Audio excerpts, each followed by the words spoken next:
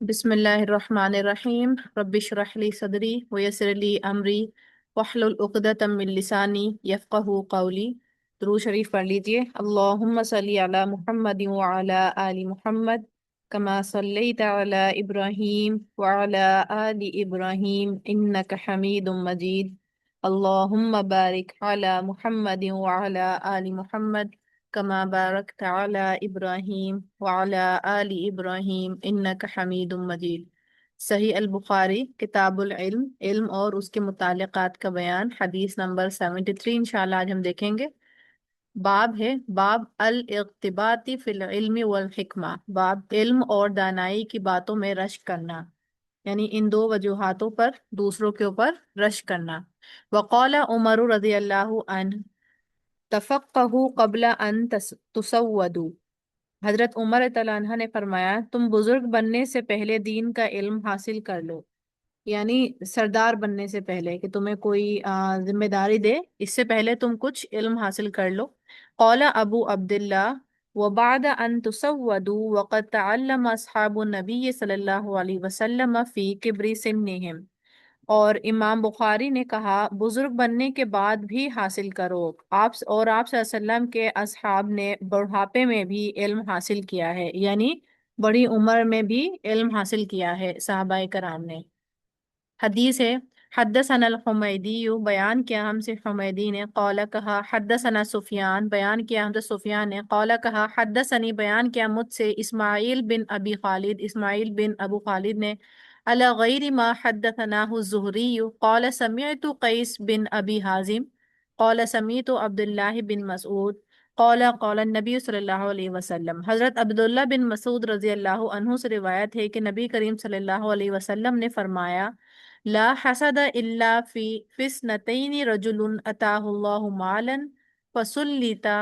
علی حلقته فی الحق، حسد یعنی رشک صرف دو باتوں میں جائز ہے، ایک تو اس شخص پر جسے اللہ نے مال عطا فرمایا ہو اور وہ دن رات اسے اس کی راہ میں خرچ کرتا ہو، وَرَجُلٌ أَتَاهُ اللَّهُ الْحِكْمَةَ فَهُوَ يَقْضِي بِهَا وَيُعَلِّمُهَا، اور دوسرا وہ شخص جسے اللہ نے علم عطا فرمایا ہو اور وہ اس کے ساتھ فیصلے کرتا ہو اور لوگوں کو سکھاتے ہو۔ فائنلی آج ہم نے وہ حدیث ہمارے سامنے آ گئی جس کو ہم کوٹ کرتے ہیں جب حسد کا کوئی کوشچن یا کوئی عنوان آتا ہے کہ ہمیں حسد نہیں کرنا، ہمیں رشک کرنا ہے، اور وہ بھی دنیا کے معاملے میں اپنے سے نیچے کو دیکھنا ہے اور دین کے معاملے میں اپنے سے اونچوں کو۔ اور دوسرا ہمیں بتایا جاتا ہے کہ رشک کر سکتے ہو اگر تم صرف دو لوگوں پہ، جو اللہ کے راستے پہ مال خرچ کرنے والا ہو، یا پھر جو دین میں جو ہے سر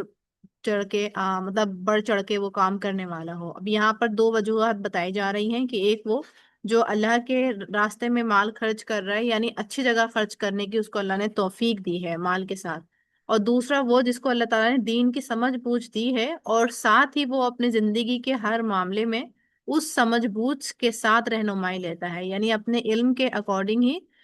ڈیسیجنس لے رہا ہوتا ہے، یعنی اس کو برت بھی رہا ہوتا ہے، اور صرف یہ نہیں کہ برت رہا ہے بلکہ لوگوں کو سکھا بھی رہا ہے، یعنی اپنے حد تک علم کو نہیں رکھ رہا بلکہ آگے بھی پہنچا رہا ہے۔ تو ان دو اشخاص سے جو ہے رشک کیا جا سکتا ہے۔ اس میں کچھ ریفلیکشن کے پوائنٹس ہیں کیونکہ یہ حدیث ہم نے بارہا سنی ہے، اور بارہا جو ہے اس پر ہم نے تبصرہ بھی کیا ہوا ہوتا ہے کہ اپنے سے بڑوں کو دیکھنا ہے اور رشک صرف ان دو لوگوں سے ہی کیا جا سکتا ہے۔ میں غور کر رہی تھی کہ حضرت عمر رضی اللہ عنہ کے قول کے مطابق ہم نے اپنے آپ کو کل کو ملنے والی ذمہ داری کے ویل پریپیئرڈ کرنا ہے، یعنی جو کل ملنے والی ہے، ان فیوچر جو ہمارے رول میں اضافہ ہونے والا ہے یا جو جن ذمہ داریوں کا ہمیں اندازہ ہوتا ہے اس کے لیے ویل پریپیئرڈ رہنا ہے، اور اس کے لیے ہمیں کہ کون کون سی ذمہ داریاں ہمیں آگے مل سکتی ہیں اس کے لیے ہم نے اپنا محاسبہ کرنا ہے۔ اور ساتھ ہی میں اس کوٹ کو دیکھ رہی تھی کہ غور کر رہی تھی کہ صرف ہم نے نہیں، یعنی اپنے بچوں کو بھی اسی طرح سے لائف اسکلس بھی سکھانے ہیں جیسے کہ ہم نے اپنے آپ کو سکھانے ہیں کہ فیوچر کے لیے جیسے ہم اپنے آپ کو پریپیئر کریں۔ اور دوسرا یہ کہ صحابہ رسول کی سنت رہی کہ علم حاصل کرتے رہنا ہے، اپنے آپ کو اپڈیٹ کرتے رہنا ہے، کوئی لمٹ نہیں ہے علم حاصل کرنے کی، نہ تو ایج کی اور نہ ہی علم کی۔ یعنی صحابہ کرام اپنی ادھیڑ عمر تک بھی جا کر، بڑھاپے تک بھی جا کر، یعنی آخری سانس تک علم حاصل کرتے رہتے تھے، یعنی اپنے آپ کو اپ ٹو ڈیٹ رکھتے تھے وہ۔ تو پھر ہمارے لیے بھی یہی طریقہ ہونا چاہیے کہ ہم اپنے آپ کو انف نہیں سمجھیں کہ میں نے یہ فلاں چیز کر لی، مجھے ترجمہ آ گیا قرآن کا تو کافی ہے، تجوید آ گئی تو کافی ہے۔ یعنی اپنے آپ کو اپ گریڈ کرتے رہنا ہے، کیونکہ یہ صحابہ کی سنت ہے۔ اور پھر علم حاصل کرنے کے بعد اسے اپنی پریکٹیکل زندگی میں بھی اپلائی کرتے رہنا ہے، کیونکہ یہ ہم نے دیکھ ہی لیا کہ ان دو اشخاص سے رشک کرنا جائز ہے، جو اللہ کے راستے میں مال خرچ کرتے ہیں، اور دوسرا وہ جو علم حاصل کرتے ہیں ساتھ میں عمل بھی کرتے ہیں اور دوسروں کو سکھا بھی رہے ہوتے ہیں۔ اچھا، اس میں کچھ چھوٹا سا حاشیہ لکھا ہے کتاب کے اندر ہی۔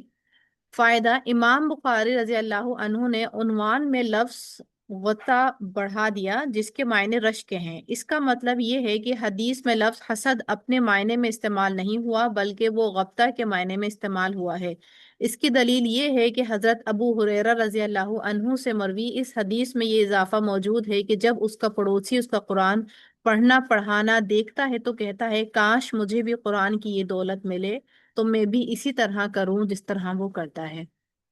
اوکے جی، واخر دعوانا الحمد للہ رب العالمین۔ السلام علیکم و رحمۃ اللہ وبرکاتہ۔